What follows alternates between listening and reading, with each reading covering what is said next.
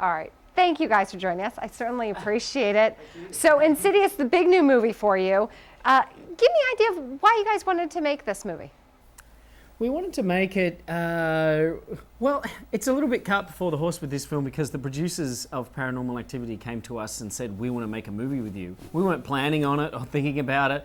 And it was only when they said, let's do it, that we were like, okay, maybe we should do something. And they kind of spurred us into this area of thinking, well, maybe we should make the scary movie we've always wanted to make that we feel like we haven't done yet. So you always wanted to make a movie like this?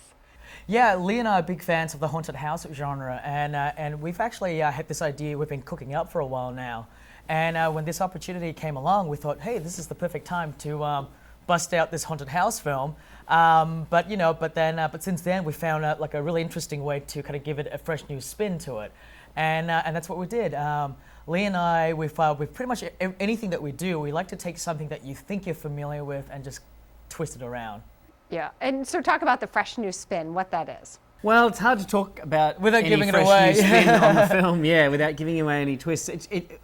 I guess the best we can say is that it sort of starts out as a fairly classic haunted house film, and then pretty quickly turns into something else. You know, it's a bit different. You know, it still satisfies all the expectations when you go and see a really scary, frightening film, but we think it's got some pretty different stuff in there.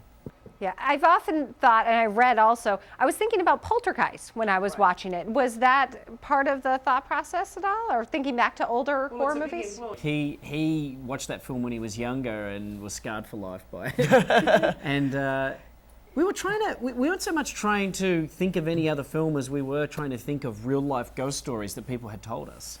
Yeah, Lee and I, we were very much inspired in a lot of ways by ghost stories that we have heard, amongst ourselves between friends and families. And we thought, well, you know what? They're really creepy, chilling stories. And if we feel that way from just someone like my mom or my grandmother telling that to me, imagine if we can capture that and put that on the screen. Yeah. And that's how the story sort of came about. And so though it has shades of Poltergeist in it, which is fun because that's one of my favorite films, favorite scary movies. So it's great when people make that connection to it. But we definitely did set out to want to make a movie kind of based on sort of scary things that we've heard and that we think would make for a creepy film. Well, and the two of you are known for your Saw series being so popular. How is it for the both of you going from something that's so suspenseful to trying to create something that you're wanting people to jump out of their seats? Well, one of the things Lee and I really wanted to steer away from. The Saw films kind of ended up earning this reputation as being somewhat of a pretty gory franchise, and we felt that with a haunted house movie, it's very classical, it's very old school filmmaking, and so we don't need to rely on those sort of blood and guts to achieve the kind of effect that we wanted. What makes these films scary is the idea of like maybe waking up in the middle of the night to go get a drink from the kitchen, and you see someone, an apparition in the corner, standing there in the corner of the room, and that's what sends chills up your spine, and that was what we really wanted to do with this film. Yeah, I think sometimes gore and effects and things like that can be a hindrance to a film like this. It needs to be very low key. The quieter and more low key it is, the scarier it is. Yeah, for like ghost stories. Yeah, for these ghosts. If we were making a zombie film, then it'd be great. Then you need the goods. You need to deliver the goods. You need a good special effects makeup artist and plenty of fake blood. With this film, you don't need any of that stuff. Well, and there's some comic relief in it as well. You're pretty funny in it. Yeah, well, that was kind of intentional for us. With a film like this where everyone's really tense throughout the whole film, you want to give the audience a place to release the tension and have a bit of a laugh, just a bit of levity. Not too much, but in a film like this, a little goes a long way. Yeah. So I play a ghost hunter, paranormal investigator type who comes to the house with my partner. Specs and Tucker is the name of the two characters. Just wait for the Specs and Tucker TV series. The two goofballs. Yeah, two goofballs come along, and they just take their job very seriously. That's what makes them funny. They're not, tossing out zingers. They're more just very serious about this science of ghost detection. And then they get in over their heads. Yeah, exactly. basically. Pretty quickly they get embroiled in this family's troubles. So it was fun to play for sure. Well, and talk about the special effects and the ghosts, kind of what the thought process was for creating the characters we wind up seeing in there. Yeah, I knew that going into this, I wanted the film to start off very slow and brooding and kind of take the time to slowly build up, but I knew that I want it to be somewhat of a ramping effect, if I can sort of draw it on a graph. I want it to start sort of slowly build up towards an apex at the end where you do start to see the ghosts. Initially, you don't see any of the apparitions of the spooks, but then when it finally is revealed, the second half of the movie, when you find out what the sort of the direction it ends up going, I start to introduce, pretty scary characters. Characters that are really out there, and that was really fun.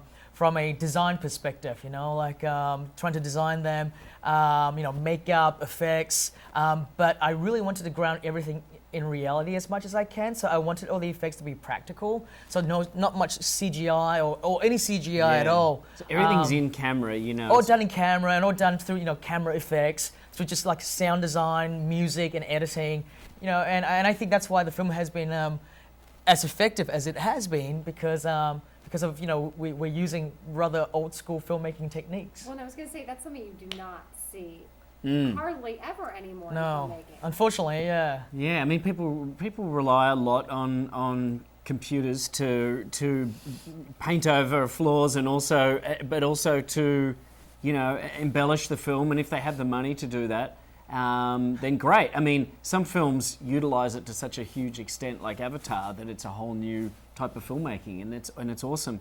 With this, obviously, not having a big budget, you can't really go too far into that area, but to sort of highlight the fact that we're staying away from that, James made the decision when he was directing it to just do everything in camera, and really keep that to a minimum. Well, how did the director from Paranormal Activity kind of help you guys create this movie? Well, the director of Paranormal was one of the producers on this film, and he didn't so much help us create it. We were given total creative freedom by those guys. That was the gift that they gave us, was carte blanche to write the film we wanted to write.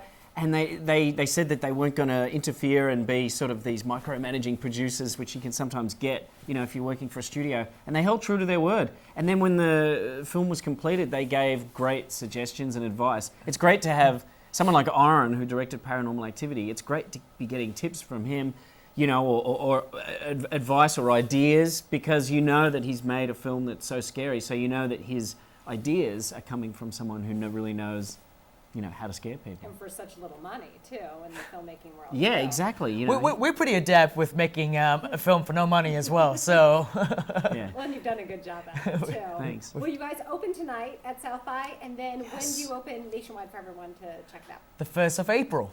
Yep. April 1st. April 1st it comes out, and but South by is getting a sneak preview tonight, and we're going to be talking at the screenings. We're going to be introducing it and then doing a Q&A. Yeah, afterwards, so you can So it'll be a long day for you guys. Exactly.